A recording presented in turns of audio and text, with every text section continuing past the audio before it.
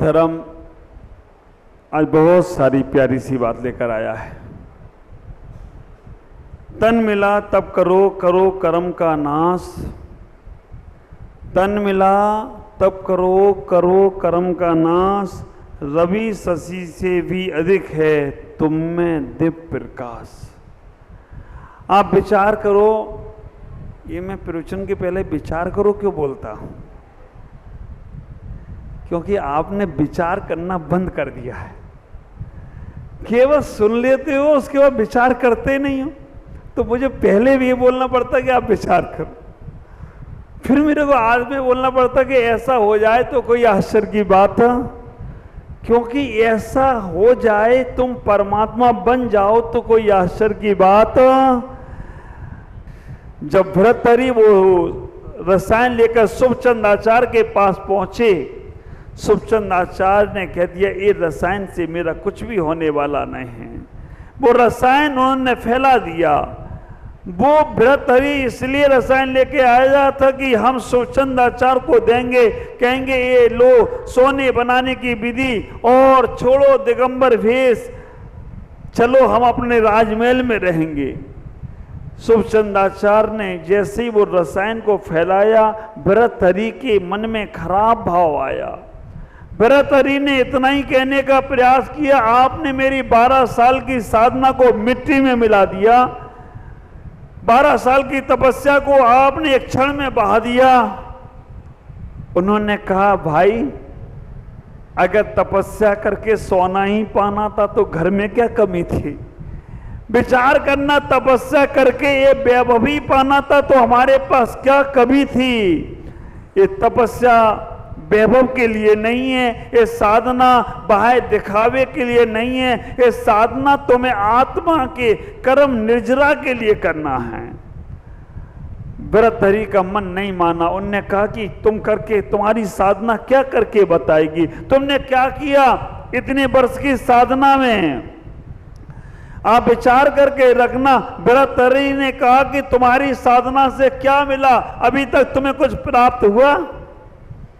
शुभचंद आचार्य ने अपने चरणों की धूल उठाई, चरणों के नीचे की धूल उठाई और चरणों की धूल उठाकर एक पर्वत पर डाल दी, एक पहाड़ पे डाल दी। और जैसे ही वो धूल उस पर्वत पे डाली, वो पूरा पर्वत सोना का हो गया हो तो कोई आश्चर्य की बात नहीं है। आप विचार करना, आज भी वो पर्वत है सोना का। महाराज जल्दी पता बताओ, हम सुबह वाली फ्लाइट से जाएंगे। आप विचार करके रखना, वो पर्वत ऐसा कहने में आता है कि जब भर्तृहरि ने बोला तो शुभचंद आचार्य ने वो धूल उठाई और धूल उठाकर पर्वत पे डाल दी। वो पर्वत पूरा सोने का हो गया और उस पर्वत का नाम है सोनागिरी। सोनागिरी तीर्थ क्षेत्र वो भरत शुभचंद आचार्य के चरणों की धूल है। इतिहास उठाकर देखो, जिन आगम में खोजना, वो सोनागिर का पर्वत शुभचंद आचार्य की चरणों की धूल। और आप भी तो बोलते हो ये महाराज चरणों की धूल बाबा, सब नहीं बोलूंगा, चंदन गुलाल बने। ये धूल चंदन गुलाल क्यों बने? आप विचार करना, दिगंबर साधु की तपस्या, दिगंबर साधक की साधना, तपस्या कितनी गहरी होती चली जाती है कि उनके चरणों में जाने वाला जल, सामान्य सा जल जो तुम पीकर पानी को फेंक देते हो, वो चरण में जल चला जाए, वो जो जल भगवान के मस्तिष्क में चला जाए तो जल उनके चरणों की तपस्या से वो जल नहीं रहता है, वो जल गंधोदक बन जाता हो तो कोई आश्चर्य की बात। आप विचार करके रखना, साधुओं का तो छोड़ो, अगर कोई श्राविका भी तपस्या कर लेना। उदाहरण आता है पद्म पुराण का, जब लक्ष्मण मूर्छा को जब नाग पास लग गया, लक्ष्मण मूर्छा में चले गए। हिंदू रामायण में देखोगे तो उनके लिए संजीवनी बूटी आई। और आप विचार करना, ये संजीवनी बूटी कौन सी थी? ये और कोई नहीं थी, हिंदू रामायण से समझना। संजीवनी बूटी जो बोलते हैं वो कौन सी थी? जब भगवान राम जंगल में विहार कर रहे थे, सबरी ने अपने मुख से झूठे करके बेर राम को दिए। राम ने बड़े प्यार से खाई, राम को बड़ा मीठा आया। सबरी ने उन्हें कुछ तो दिया और सबरी के मीठे बेर, सबरी से पूछा कि ये क्यों, कि कड़वे बेर हमारे भगवान के मुख में ना जाएं, मीठे मीठे बेर जाएं। जब भगवान राम को बेर दिए जा रहे थे तो भगवान राम बड़े प्यार से खा रहे थे और थोड़े बेर लक्ष्मण को भी दे रहे थे। जैसे लक्ष्मण को दिया, लक्ष्मण का मुंह, अब लक्ष्मण की नाक पे तो गुस्सा रहता ही था। लक्ष्मण ने देखा बेर खाया हुआ झूठा, लक्ष्मण ने वो बेर लिया और फेंक दिया, खाया नहीं, एक भी नहीं खाए। राम तो खा लेते थे लेकिन लक्ष्मण ने नहीं खाए, बेर फेंक दिए। हिंदू रामायण कहती है वो बेर बाद में लक्ष्मण के काम में आए। वो बेर जो फेंके थे वो सभी संजीवनी बूटी बन गए हों तो कोई आश्चर्य की बात नहीं है। जब लक्ष्मण की मूर्छा हुई तो वही संजीवनी बूटी उनके काम में आई, क्योंकि प्रेम और भक्ति का हर हिस्सा बहुत पवित्र और पावन होता है। विशल्या जैन आगम में कहते हैं कि जब लक्ष्मण को मूर्छा हुई तो विशल्या के पैरों का जल उनकी मूर्छा को दूर करने में कारण बना। उस श्रावका ने, विशल्या ने 3000 वर्ष तक साधना की। ख्याल करना, आपकी तपस्या से क्या क्या नहीं हो सकता है। आप विचार करो, तुम्हारी तपस्याओं को अगर तुम करने लग जाओ, मुनिराज की तपस्या, आप ख्याल करना, मुनिराज के ऊपर गरम गरम आभूषण डाल दिए गए, फिर भी उनके चेहरे पर सिकन मात नहीं आई। उनके ऊपर सिगड़ी रख दी गई, सिगड़ी रखने के बाद भी वो ऐसे ही ध्यान में बैठे रह गए। उनके ऊपर आरी चला दी गई, 700 मुनियों को हवन कुंड में रखा गया, फिर भी उनकी तपस्या भंग नहीं कर पाया। 10 भाव तक पारसनाथ पर उत्सर्ग होते रहे लेकिन तपस्या में एक बार भी उनके विघ्न नहीं आया। क्यों? आचार्य शांति सागर जी बैठे रहे, चींटियां खाती रहीं लेकिन उनको सिकन भी नहीं हुआ। क्यों? शरीर की शक्ति थी या आत्मा की शक्ति थी? आत्मा की शक्ति थी। आत्मा की शक्ति खाने पीने से आती है या खाना पीना छोड़ने से आती है? हाँ, छोड़ने से। कब छोड़ रहे हो? छोड़ेंगे कुछ नहीं, शक्ति मिल जाए। विचार करके रखना, आत्मा की शक्ति खाने पीने से शरीर बलवान होगा, लेकिन जैसे ही खाना पीना छोड़ा तो तुम्हारी आत्मा बलवान होती चली जाए तो कोई आश्चर्य की बात। 10 दिन का तपस्वी देखो, निर्जल। मनोज भाई खड़े हो ना। आज 7वां दिन है, पानी की एक भी बूंद नहीं ली है। विचार करना, अनुमोदना कर लो ऐसे तपस्वियों का कि 10 दिन में आज पानी भी नहीं। कैसे कर रहे हैं तपस्या? विचार करो, ये आत्मा का बल है। आप सोचो, मैं तो केवल आपको इतना ही कहता हूं, आप सोचो मुझे ये चीज छोड़ना है, मुझे ये चीज छोड़ना है।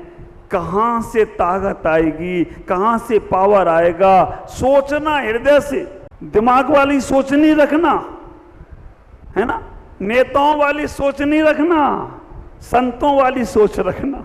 नेताओं की सोच और नेताओं की मौज दोनों का भरोसा नहीं, कब क्या बदल जाए, कब क्या हो जाए।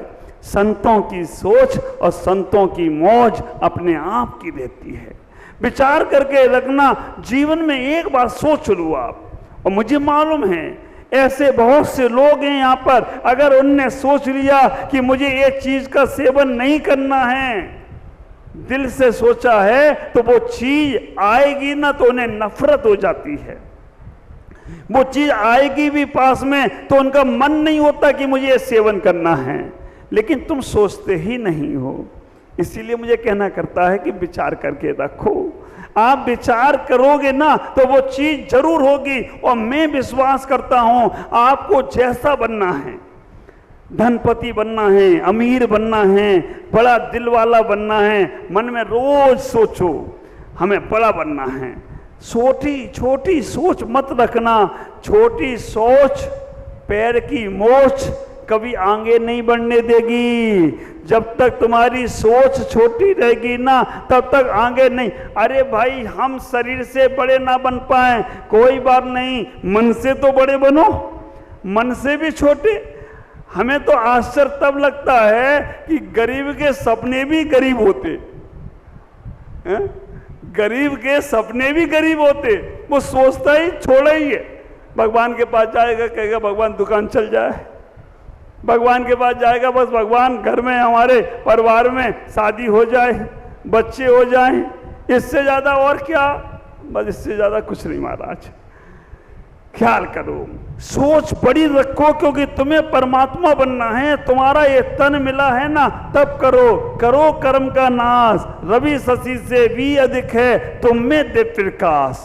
ख्याल करना, हम जब तक ऊंची तपस्याओं का विचार नहीं करेंगे, 24 घंटे में 10 मिनट तो निकालो। सबके लिए तुम्हारे पास समय है। हमारे पास आते हो, बोलते हो महाराज हमें आशीर्वाद दो, मेरे बच्चे अच्छे हों, आशीर्वाद दो, मेरे पति अच्छे हों, आशीर्वाद दो, मेरी पत्नी अच्छी हो, आशीर्वाद दो, महाराज मेरा पड़ोसी अच्छा हो। कभी एक बार ये भी आशीर्वाद ले लो, महाराज आशीर्वाद दो मैं अच्छा हो जाऊं और तुम अच्छे हो गए तो सारा संसार अच्छा हो जाए। ख्याल करना। अब तो तुम्हें भी आ गया होगा मन में कि अब महाराज बोलने वाले हैं कि कोई आश्चर्य की बात नहीं, अब मुझे नहीं बोलना, तुम ही सोचते रहो। इतना ही विचार करो, तुम अच्छे होने का प्रयास करो और जैसा सोचोगे। ये देखो, ये पीछे से हेमंत आ गया है। आप विचार करके रखना, तुम जैसा सोचोगे वैसा तुम्हारा मन होता जाएगा। सोचो, अच्छा सोचो। जिसके बारे में तुम बुरा सोच रहे हो ना, उसके बारे में अच्छा सोचना शुरू करो। ख्याल करना, इतनी शांति मिलेगी। लेकिन कभी कभी ऐसे धोखे हो जाते हैं कि सोचना भी चाहूं अच्छा तो सोच नहीं पाता। लेकिन उसमें भी हमें हमारे जीवन के उन परिणामों को लेकर आओ, उन भावों को लेकर आओ कि इस दुनिया, इस शाश्वत दुनिया है, यहाँ पर सुख और दुख तो लगा है, लेकिन हम अपनी आत्म शांति नहीं खोएंगे। हमारा जीवन में गया क्या, हम लेकर क्या आए थे और लेकर क्या जाएंगे, सब इस धरा का, इस धरा पर सब धरा रह जाएगा और मुट्ठी बांधे आए हैं हाथ पसारे जाएगा। ख्याल करना, लोग हमारे शरीर को समाप्त कर सकते हैं, लोग हमारे इज्जत को समाप्त कर सकते हैं, लोग हमारे पैसे को समाप्त कर सकते हैं, लोग हमारे बाहर के वैभव को समाप्त कर सकते हैं, लेकिन लोग हमारी आत्म शांति समाप्त नहीं कर सकते, क्योंकि वो आत्म शांति हमारे पास है। दुश्मन को देखकर कभी भी उदास नहीं होना, दुश्मन को देखकर थोड़ा मुस्कुराना। आप विचार करके रखना, दुश्मन को देखकर कभी उदास नहीं होना, नहीं तो दुश्मन कहेगा ठीक जगह निशाना लगा है। उसको देखकर थोड़ा मुस्कुरा लेना, वो भी कहेगा मैंने इससे बहुत सोचा था, परेशान करूंगा, लेकिन परेशान नहीं। अंदर की तपस्या, अंदर का साधना, अंदर का जीवन आनंदमाला बनाने का प्रयास करो। आप लोग छोटे छोटे व्यवहारिक तप करते हो, केवल श्रावकों के लिए बताया गया। आप बड़ी तपस्या न कर पाओ, मुनियों के समान 12 तप न कर पाओ तो 6 तप तो करो। रविवार को नमक नहीं, आदि मैंने सुबह बताया ही था आपको। सोमवार को बहुत से लोग हरी नहीं खाते हैं, मंगलवार को मीठा, बुधवार को घी, गुरुवार को दूध, शुक्रवार को दही, शनिवार को तेल। रविवार को लोग नमक नहीं खाते। मेरे गुरुदेव एक छोटा सा उदाहरण वो अपने जीवन का देते हैं। उनकी माँ थी ना घर में, रविवार को 2 रुपए का नमक नहीं खाती थी, लेकिन 200 रुपए का माल खा जाती थी। जिस दिन तुम नमक नहीं खाते हो उस दिन ड्राई फ्रूट चाहिए, बादाम चाहिए, मुनक्का चाहिए और मीठा ज्यादा। अरे बाबा 2 रुपए का नमक ही खा लेते। कई लोग तो इतने होशियार होते हैं, नमक नहीं खाएंगे, ऊपर से ज्वार, वो क्या होता है, जवाखार, ये क्या है? मीठा नहीं खाते बहुत से लोग, लेकिन मुनक्का और किशमिश और वो छुगारे मिला मिला के खाते। अरे मीठा काहे के लिए छोड़ा था? छुगारे ही खाना थे, मुनक्के ही खाने थे। ख्याल करना, बहुत से लोग घी नहीं खाते लेकिन मलाई चिपड़ चिपड़ के खाते। ओ भारी तुम्हारी बुद्धि, घी ले लेते। आप विचार करना, आप उसका हमेशा विकल्प ढूंढ लेते हो, त्याग क्यों किया? अब मेरे से बोलते महाराज ये मुनक्के वाला दूध ले लो, ये छुगारे वाला ले लो। अरे मैंने छोड़ा है, मीठा तो क्यों लूँगा मैं इसको? ख्याल करना। लेकिन मैं अपनी बात नहीं करूँगा, मैं आपसे इतना ही प्रयास कह रहा हूँ। छोटा सा जीवन है मेरे प्यारे भाइयों, तपस्या जरूर करना, छोटा छोटा नियम बनाना। तपस्या 3 प्रकार की है, एक राजसिक तप है, एक तामसिक तप है और एक सात्विक तप है। राजसिक तप तपस्या इसलिए की है कि मेरा सम्मान हो, मेरे को वाहवाही मिले, मुझे लोग इज्जत दें, मेरा नाम ऊंचा हो, ये है राजसिक तप। और मेरा नाम नहीं बोला, तपस्या जाए भाड़ में, मेरा नाम क्यों नहीं बोला गया, हो गया काम। तामसिक। तामसिक तप क्या होगा? हम बदले की भावनाओं से तप करें, शरीर को सुखाने के लिए तप करें। उसने किया तो मैं भी करके दिखाऊंगा, देखा देखी तप करना, नीचा दिखाने के लिए तप करना, या तप के माध्यम से कोई इच्छा पूर्ति करना, ये तामसिक तप है। सात्विक तप क्या है? सात्विक तप केवल और केवल इतना ही है, बस मैं और मेरी तपस्या आत्मा के लिए है। मेरी तपस्या दिखावे की नहीं है, मुझे अपने अंदर में लौटना है, मुझे अपने अंदर में जाना है, मुझे अपने आप को पाना है, उसके लिए मैं तपस्या कर रहा हूँ। ये सात्विक तप होगा। जीवन में तपस्या को जरूर अपनाना, छोटा छोटा तप करना। भोजन में 4 थाली में कटोरी आ रही है ना, 4 कटोरी आ रही है ना, 1 कटोरी छोड़ देना। आज हम 3 कटोरी में ही भोजन करेंगे। हमारे पास 4 प्रकार के पकवान आ रहे हैं ना, 1 पकवान छोड़ देना। हमारे पास कोई सामान गिफ्ट लेके आ रहा है, आज ये सामान का उपयोग नहीं करेंगे। हमारे पास कोई बहुत कुछ देकर आ रहा है, लेकर आ रहा है, उससे बचने का प्रयास करेंगे। जैसे जैसे आप उन तपस्याओं से बचोगे, आपका जीवन बहुत बहुत आनंदित होगा, बहुत बहुत उत्कृष्ट होगा। आप तपस्या करें, जितना वाणी का तप करें, मन का तप करें, शरीर का तप करें। शरीर का तप है वस्तुओं को छोड़ना, वाणी का तप है अपने मुख से अपशब्द निकलें उन्हें प्योर करना, उन्हें अपशब्द को निकलने नहीं देना। और मन का तप है मन में किसी के प्रति गलत नहीं सोचना, तभी तुम्हारे जीवन में तप होगा। आज इतना ही, 8 बज चुके हैं। ओम नमः जय गुरु।